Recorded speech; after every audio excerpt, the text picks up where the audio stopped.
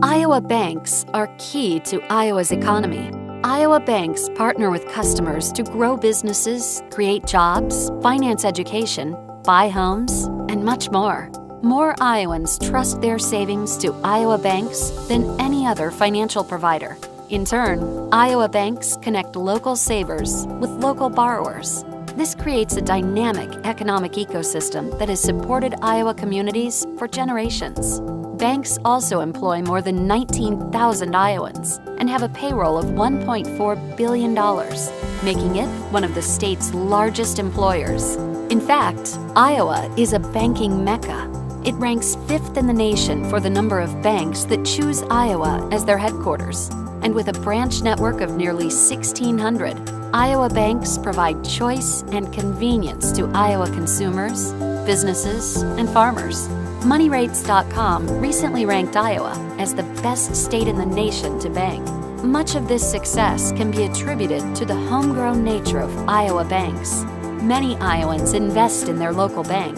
With $8.5 billion in shareholder equity, Iowa banks work hard to provide a return on that investment. Iowa banks also donated $42.6 million to better their communities in 2015, and bank employees volunteered more than 750,000 hours to support local causes. That is Iowa nice. Beyond that, Iowa banks paid more than $339 million in state and federal income tax to help fund education, healthcare, our military, and more. Iowa's banks are Iowans' first choice for financial services. But consumers have many choices for financial services, and some bank competitors enjoy significant tax advantages not given to community banks. These advantages have allowed large credit unions to grow at twice the rate of tax-paying banks. Picking winners and losers through tax policy negatively impacts our local ecosystems. Originally, policymakers provided credit unions a tax benefit for good reason. It was to accomplish a specific mission of subsidizing credit for people who had a common bond and a need for subsidized financial services. Some credit unions still believe in this important mission, but others have cast it aside.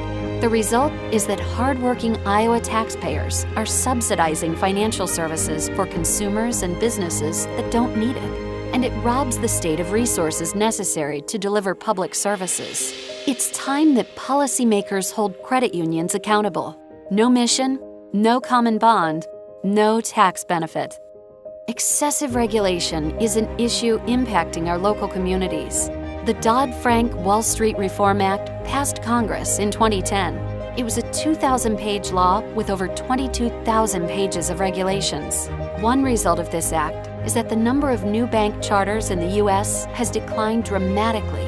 From 1990 to 2008, 2,000 new banks formed.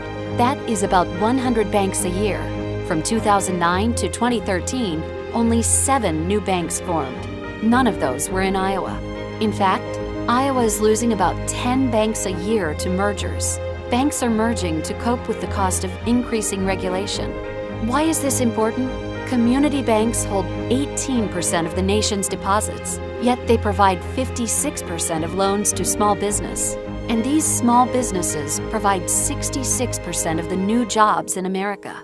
We need banks to keep businesses and jobs going and growing.